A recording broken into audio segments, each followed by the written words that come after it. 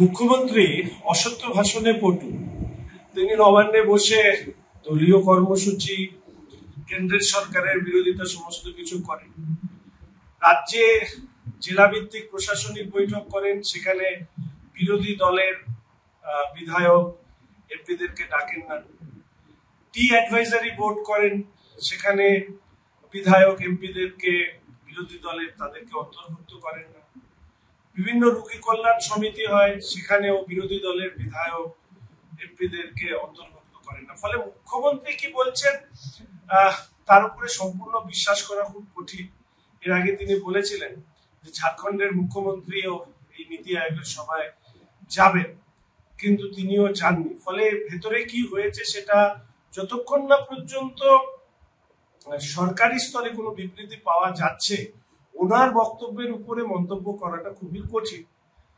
তা সত্ত্বেও যদি একটি কথা আমি বারবার করে বলার চেষ্টা করেছি, এক অর্থনৈতিক বঞ্চনার কথা উনি বলছেন। ইতিমধ্যে কেন্দ্রের সরকার, মাননীয় অর্থমন্ত্রী নির্মলা সীতারামন, তিনি বিস্তারিতভাবে জানিয়েছেন যে ভারতবর্ষের অন্যান্য রাজ্যের সাথে পশ্চিমবঙ্গ সাধারণ বাজেট এবং রেলে কত পরিমাণ অর্থ পেয়েছে।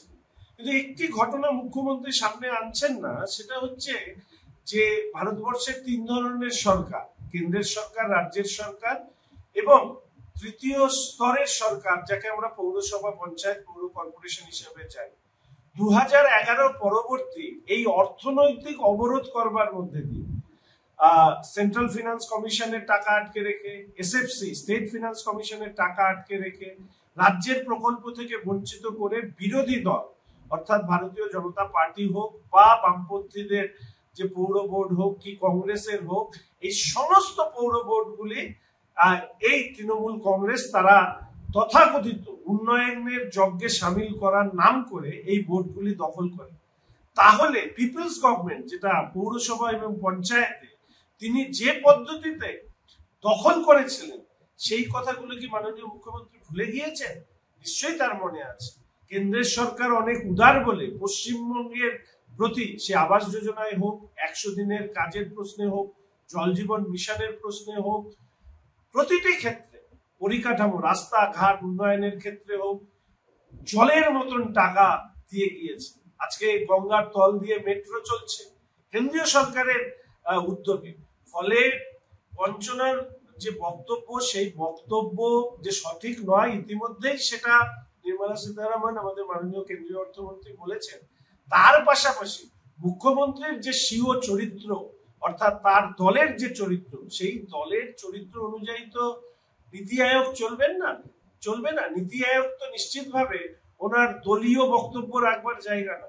তথ্য নেই, সঠিক মতন ডকুমেন্টেশন নেই।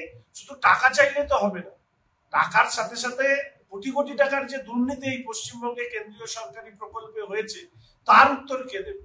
এই রাজ্যের বাজেট যদি আমরা 23-24 দেখি, প্রায় 87,000 কোটি টাকার মতন হচ্ছে ওনাদের রাজ্যের নিজস্ব আয়। আর শুধু স্যালারি, পেনশন আর ইন্টারেস্ট দিতে রাজ্যকে ব্যয় করতে হয় 1,03,000 কোটি টাকার উপরে। ফলে যে রাজ্য কেন্দ্রীয় অর্থ এবং বাজারের ঋণ, তার উপরে দাঁড়িয়ে রাজ্য চলছে, যে রাজ্যে যে মুখ্যমন্ত্রী দিয়ে দেন না, নতুন করে কোনো চাকরি হয় না, কর্মসংস্থান হয় না, তার কারণ একটাই, এই রাজ্যের নিজস্ব আয়টাই এত কম যে রাজ্যেরই কর্মচারীদের পেনশন, মাইনে এবং ইন্টারেস্ট, লোনের ইন্টারেস্ট দেওয়া সম্ভব হয় না। ফলে স্বাভাবিকভাবে মিথ্যে ভাষণে পটু রাজ্যের বর্তমান মুখ্যমন্ত্রী তিনি কি বলছেন তার উপরে বিশ্বাস না করে আগে নীতি আয়োগ থেকে সরকারি বিবৃতি আসুক, তারপরে নিশ্চিতভাবে আমি আমার বক্তব্য জানাবো।